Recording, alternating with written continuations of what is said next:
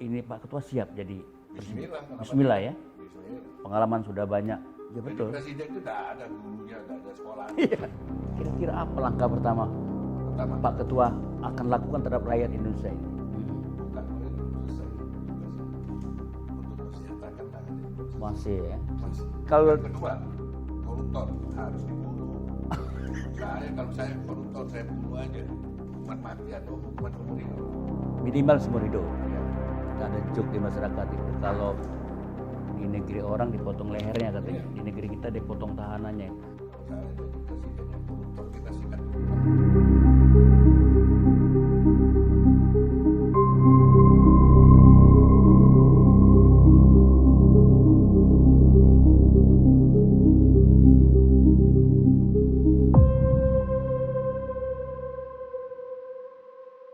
Kalau di Amerika itu DPD RI disebut Majelis Tinggi, Senator. Kalau di Indonesia DPR itu disebut House of Representative, DPR juga. Tentu kalau di Amerika senator ini DPD ini kuat sekali fungsinya. Ada hak eksklusif. Misalnya perlu informasi kabinet dilantik harus lapor dulu ke senatornya. Kemudian pengangkatan angkatan bersenjata mesti lapor, kemudian dubes. Kalau di sini kan DPR. Nah, DPD kan belum. Nah, kita ingin tentu begitu posisi senator DPD RI ini. Tinggal menunggu waktu. Oke. Belakangan ini juga saya monitor di berbagai media, Pak Ketua kita ini, Ketua DPD RI ini, melontarkan gagasan menurut saya penting ya. Terutama kalau tidak salah Pak Ketua membuat presidensial threshold 0, betul? Kedengarannya ada kabar-kabar burung bahwa Pak Ketua mau tarung juga di kompetisi tahun 2024. Ini menarik ini. Ini juga publik ikut membicarakan nih. Ketua DPD ingin running di Pilpres 2024. Ini gimana sampai sejak itu Pak Ketua untuk mencalon presiden? Saya itu kalau mencalonkan presiden itu kan semuanya apa ya? Ya kalau saya bilang mencalonkan, dan saya itu selalu katakan bahwa saya baru mau menyelesaikan jabatan saya sebagai Ketua DPD di tahun 2024. Nah, berarti kan saya harus tanggung jawab masalah jabatan saya. Kemudian di tengah-tengah banyak relawan yang seperti saya Betul, sampaikan tadi. iya saya dengar. Mereka menggosok saya untuk jadi calon presiden ini. Itu urusan mereka. Tidak ada masalah buat saya. Betul. Toh nanti kalau seandainya pun juga saya menjadi calon presiden, salahnya di mana? Nggak ada salah tentu. Nggak ada salah. Setelah dipikir-pikir itu sudah lama nih Iya. dalam perjuangan ini, akhirnya yang kita berpikir, DPD mau calonkan presiden, kuncinya dari mana? Tentu kan partai politik kan. Tapi Pak usulkan, saya lihat di media, Ya, DPD ini harus punya kekuatan juga. Makanya, Mm-mm. DPD mau calonkan presiden dari mana? Sedangkan kita ini loh non partisan. Kita mau masuk DPD itu tidak boleh berpartai. Nah terus mau calonkan presiden terus dari mana caranya? Nah makanya muncullah saya akhirnya mengundang Pak Andi Matalata ke kantor DPD mau tanya sebetulnya ini bagaimana ya? Presiden threshold 20% ini datangnya dari mana? Beliau bilang nggak ada ini. Ini nggak ada. Ini Andi Matalata mantan DPR Golkar. Iya, ketua fraksi Golkar dulu. FKP ya. Iya dulu. Dia bicara semua. Betul Pak Andi. Pak Andi siap jadi saksi ahli. Oh siap. Ini aslinya nggak ada semua ini. Nah terus nanti bagaimana kalau pemilihan yang pakai yang hasil 2019 mana bisa? Kalau disamakan antara capres sama pileg. Pemilihan bersama, itu nggak ada batas ambang itu, nggak ada. Mesin nol. Harus nol. Dibarengkan soalnya kan. Iya. Kalau dipisah pun juga, nggak mungkin juga bisa dikasih batas itu apa istilahnya beliau itu. Ada. Menghilangkan hak rakyat. Ya, bukan menghilangkan hak rakyat saja. Kita ini sebelum amandemen bahwa MPR itu terdiri dari DPR, putusan golongan, putusan daerah. Kemudian putusan golongan bubar. Putusan daerah menjelma jadi DPD. Putusan daerah dulu dipilih oleh DPRD, kita sekarang sudah dipilih rakyat. DPD rakyat. Ini sudah jelas bahwa MPR, ada DPD, ada DPR, ada DPD. Ini kenapa kok DPR saja yang Jadi alat untuk mendukung alat untuk dibandingkan calon presiden? presiden. Kenapa nggak DPD? Kenapa tidak DPD? Lah di dalam undang-undang dasarnya kan jelas bahwa harus partai politik, DPD, partai politik ada gabungan. Kenapa nggak dimasukkan sekalian DPD? DPD RI. Harusnya kalau saya masukkan di bawahnya ini satu, bisa melalui DPD RI. non-partisan DPD RI. Nah inilah yang membuat akhirnya, wah kalau gitu saya tak calonkan presiden aja Dari DPD RI. dari DPD RI. Iya, iya. Akhirnya muncullah dukungan dari rekan-rekan anggota DPD, dorong saya untuk maju presiden supaya hak kita di sini ada. Iya, iya. Kan lucu, ada calon presiden dari DPR, Partai, iya. tapi calon presiden dari non partisan tidak ada. Nggak ada. Padahal dia ada sama-sama di dalam MPR. Kan kita sama-sama di Ya, MPR. DPR, DPD. Iya, kan kita sama-sama ada. Nah kenapa kok nggak ada? Akhirnya kita harus maju sebagai calon presiden. Nah dari situlah gerakannya. Jadi ini menjadi salah satu tugas ketua DPD juga. Gitu. Apa ini dibicarakan dulu dengan Timja soal DPD perlu semacam kekuatan untuk mencalonkan DPR presiden Oh enggak. di samping partai politik Ini aspirasi dari rakyat. dari rakyat ya. Yang saya jalankan ini aspirasi rakyat. Timja dia memperkuat rakyat. Di luar nanti, ya. Nanti di ujungnya akan Ketemu ya. Insya Allah. Yakin. Betul-betul ini murni aspirasi rakyat supaya DPD Aspirasi rakyat. punya Justru cara. Karena aspirasi rakyat itu Iya. yang mendorong saya supaya calon presiden. Nah saya bilang, saya itu bukan berpartai. Mau dari mana? Akhirnya ya melalui satu-satunya melalui dari DPD RI. Nah, nanti kita minta lah sama Pak Presiden supaya ini tolong Pak bisa dibantu ini. Iya, Amandemen konstitusi jangan hanya namanya parpol politik aja, ditambahin lagi satu pasal situ. Pasal DPD bisa mencalonkan diri. Mencalonkan presiden. Iya, mencalonkan presiden. Ini baru adil. Iya dong. Iya, betul. Dan dulu nggak ada yang bersuara, nggak tahu saya kenapa. Sekarang ya harus ada berani. Karena mungkin dulu nggak ada calon presiden dari DPD. Nah sekarang karena ada ya kita harus berani. Ya saya pikir anggota-anggota DPD secara simultan untuk membicarakan ini, mendorong ini kan, supaya peranan DPD tadi lebih mantap, lebih efektif lagi, baik seperti partai politik lah ya. Iya.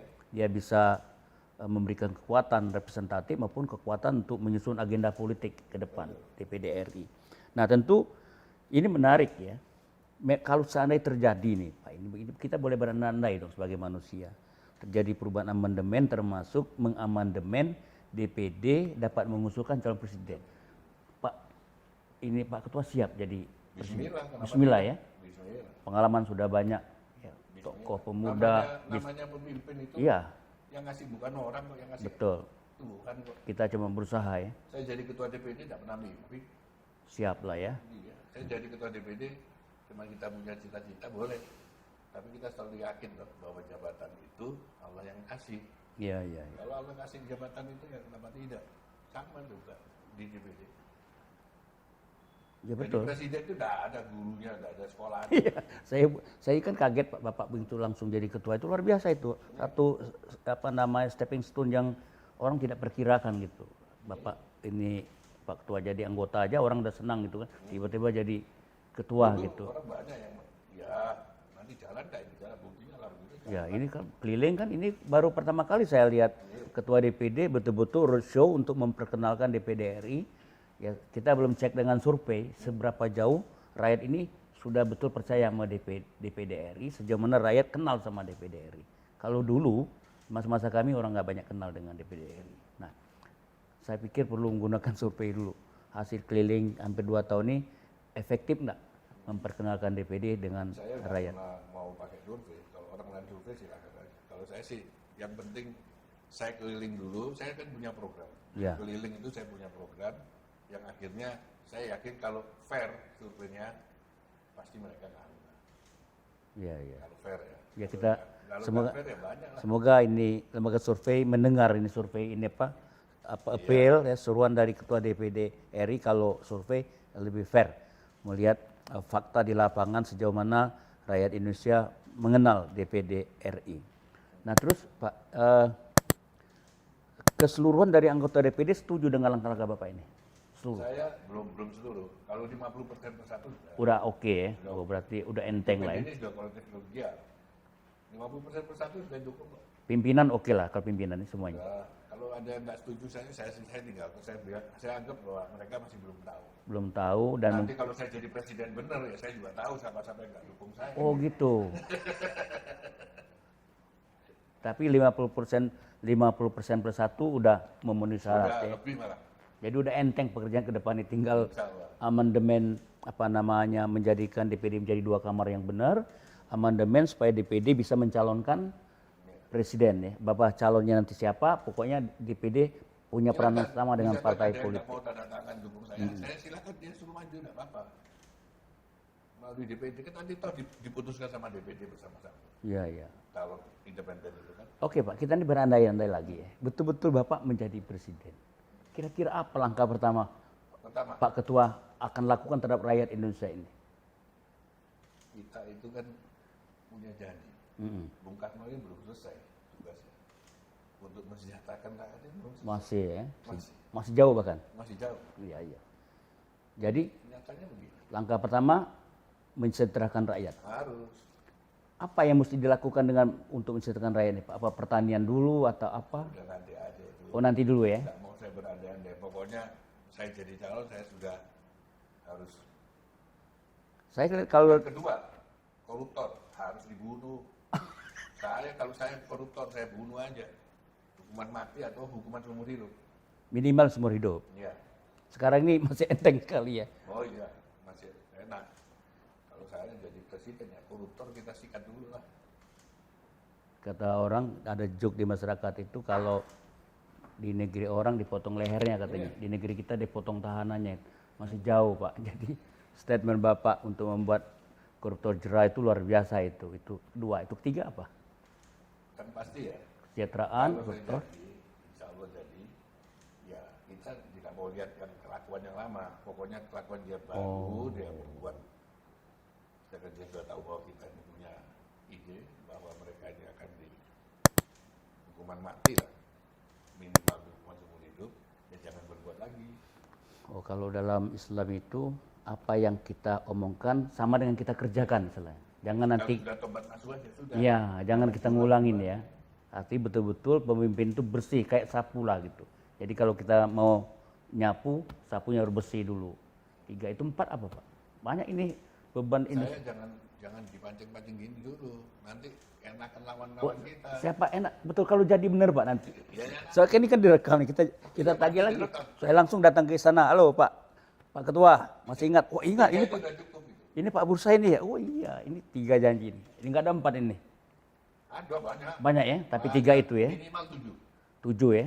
Jadi Kita punya program itu ada jadi cita-cita Soekarno itu masih jauh dari masih ya. kenyataan soal Jadi yang kesejahteraan, pasti itu kan Pak Jokowi ini sudah berhasil membangun infrastruktur. infrastruktur. Sudah berhasil. Saya terus mengangkat topi lah sama beliau. Dan kita juga harus mengamankan beliau sampai tahun 2024. Ya harus itu. Kalau saya jadi, saya juga harus membangun infrastruktur. Melanjutkan ya. Melanjutkan untuk sumber daya manusianya. Oh iya iya iya. Orangnya. Supaya rakyatnya sejahtera. Gitu. Jadi infrastruktur teknologi ya. Ini sudah jalan ini. Iya iya. Otomatis. Otomatis. Tapi kan orangnya yang harus Diberdayakan kembali, Diberdayakan kembali. diperbaikin kualitasnya. SDM-nya manusianya ini. Supaya mereka bisa rakyat betul-betul sejahtera. Iya iya. Ada lagi Pak? Cukup 3 dulu ya. Masih banyak, Masih banyak ya. masih banyak. Tentu 3 dulu simpan dulu lah yang lain. Iya, Ya simpan dulu. pemirsa Kita buka sekarang kan Ya. nanti orang pada nempel aja. Oh, ya. nempel terus mau jadi tim sukses lagi ya. Banyak. Jadi gak ada lagi nih 3 aja nih. Perlu ditambahkan nggak? Oh tambahnya banyak, tapi nanti aja. Nanti aja ya. Main panjang kita. Oh main panjang. Kalau kita jauh sekarang ini tidak diundang lagi saya sama. Oh, boleh. Iya. Kita kan main panjang lagi supaya kita ketemu terus. Betul. Sekalian sosialisasi kan. Tapi memang Pak ini kecanggihan Pak Ketua ini sekarang mana Pak ini luar biasa nih Pak Ketua ini keliling ini begini ini tiba-tiba ada isu mau calon presiden di samping untuk amandemen presiden. Yang menarik yang presiden yang terakhir, Pak. Jadi langkah-langkah Pak Ketua ini udah mendahului yang lain-lain tanpa tidak aling-aling. Dan saya pikir tidak apa-apa sebagai insan politik ya. Jangan pemilihan presiden Amerika Serikat baru dilantik malamnya, besok orang dan calonkan presiden lagi. Mau mencalon dia si Trump kan, saya mencalon lagi katanya. Jadi sebetulnya kita nggak perlu risih ya, itu dia biasa namanya politik. Yang penting jangan ganggu jalannya pembangunan, jangan ganggu siklus 5 tahun itu. Siklus 5 tahun mesti kita jaga. Ya. Ya, jadi pemirsa di seluruh Indonesia, kita akhiri jumpa dengan Pak Ketua DPD RI pada kesempatan ini. Kami doakan seluruh pemirsa dalam keadaan sehat walafiat dan jangan lupa tetap menjaga protokol kesehatan. Dan jangan lupa lagi tonton video ini sampai selesai, subscribe, comment, and share. Salam jumpa dan salam sehat. Terima kasih Pak Ketua. Semoga sehat selalu. Amin. Insyaallah.